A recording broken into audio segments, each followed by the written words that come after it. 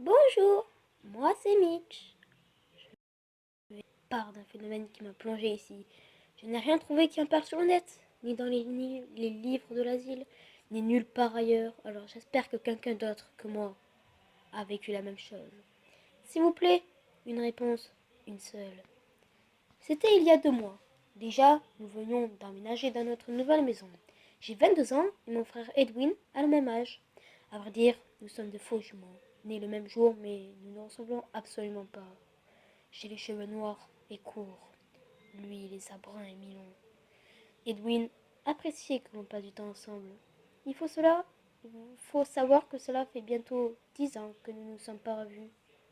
Et l'idée de partager une chambre nous ravit tous les deux. La soirée a été longue. Nous avons déballé nos affaires et nous avons immédiatement été nous coucher. Nous avons travaillé environ 5 heures sans faire la moindre pause. Nous avons bien mérité une bonne nuit de sommeil, non? Tout se passe à merveille dans cette maison, jusqu'à cette fameuse semaine où j'ai entendu des piétinements, de petits pas furtifs et rapides. Sachant que de nombreux rats habitaient cette vieille maison, je n'ai pas pris peur et me suis juré d'appeler le dératisateur le plus tôt possible. J'en ai parlé le lendemain à Edwin qui m'a confirmé que des bestioles pouvaient entrer dans la maison par le petit soupirail de la cave. Cette nuit-là, cependant, je fus réveillé par un petit bruit sourd. Quelqu'un avait ouvert la fenêtre, j'étais sûr de l'avoir fermée. Je balayai la salle du regard et vis que Edwin dormait encore.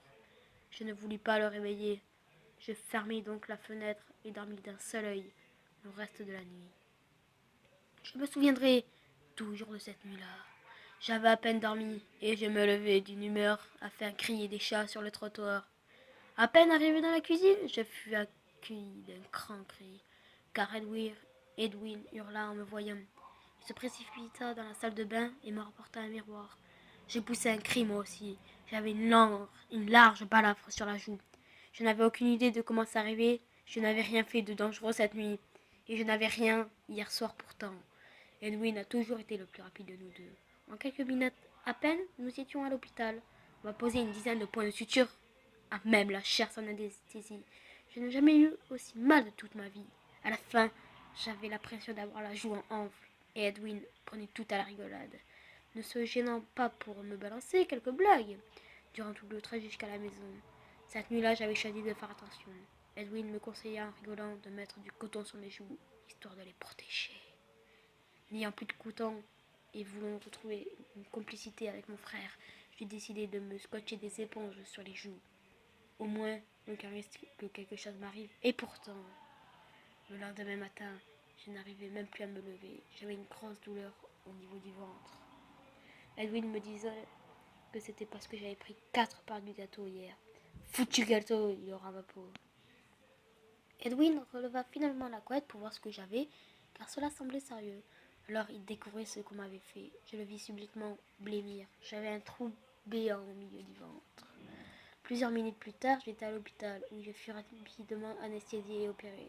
Je me réveillai le lendemain matin dans la chambre se trouvaient Edwin et le docteur. Ce dernier m'a alors regardé dans les yeux et m'a dit: Monsieur, nous ne savons pas comment ni pourquoi, mais quelqu'un vous a retiré votre rein droit.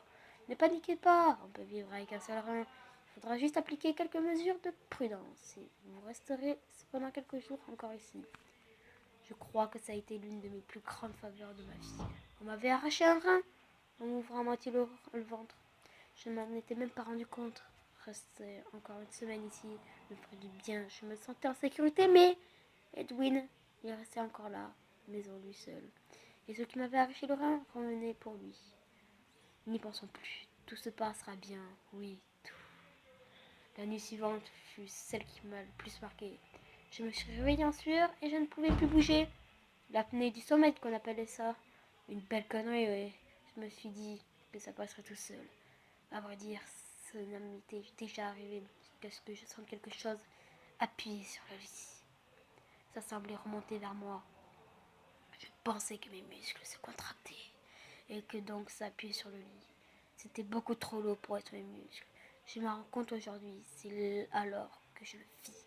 Un visage qui me regardait dans les yeux. Mais ses yeux, oui, ses yeux. de trous noirs. Lui servait Dieu, quelques gouttes de liquide noir s'en écoulaient. Il n'avait pas de bouche non plus, juste un nez de trous. J'essayais de bouger, je le jure. Je faisais ce que je pouvais, je comme maman, enfin dans un élan d'instinct de survie. Mon bras se libère de la torpeur et adresse une droite puissante à cette chose qui disparut dans un nuage de fumée. Lorsque j'ai raconté cette expérience à l'hôpital, on s'est moqué de moi. On m'a traité de fou. J'ai eu plusieurs réunions avec les psychologues, mais ils n'ont rien pu conclure quant à ma santé mentale. Enfin, aujourd'hui, je vais rentrer chez moi. Je reverrai Edwin, lui seul pourra m'aider. Je m'en souviens comme si c'était hier. Il devait venir me chercher devant l'hôpital à 2 heures de l'après-midi. J'ai porté jusqu'à 3h30, personne n'est venu. Il m'avait-il donc oublié? Sans doute, oui. J'étais un peu tête en l'air. Je suis donc rentrée à pied. Et là, je ne comprends plus rien. La porte était ouverte. Chose qui n'est pas normale, connaissant Edwin. J'ai entré alors dans la maison et hurlé. Quelques Edwin, Edwin. J'ai grimpé les marches 4 à 4 et là, même aujourd'hui, je ne trouve pas les mots. Je vis Edwin allongé par terre, les yeux arrachés, baignés dans son sang. Je ne pouvais pas me détacher mes yeux de son cadavre, je ne peux pas. Et je me regrette toujours d'avoir levé le regard dans l'embarras de la porte d'en face. Je vis cette chose, elle me regardait et semblait fière sous son masque triomphant, la tête haute. Elle s'est avancée vers moi. Je n'ai jamais couru aussi vite, j'ai fui comme un lâche. J'aurais dû me battre quand j'ai mon frère, mais non, j'ai fui. Et aujourd'hui, je me trouve lâche. Edwin est fort, lui. Nous n'avons rien en commun. Aujourd'hui, je vous demande qu'une réponse, une seule. Qu'est-ce qui a tué mon frère? Sans savoir ce que c'est, j'ai apaisé mon esprit en mettant un nom sur la chose. Je l'ai appelé Jack sans yeux.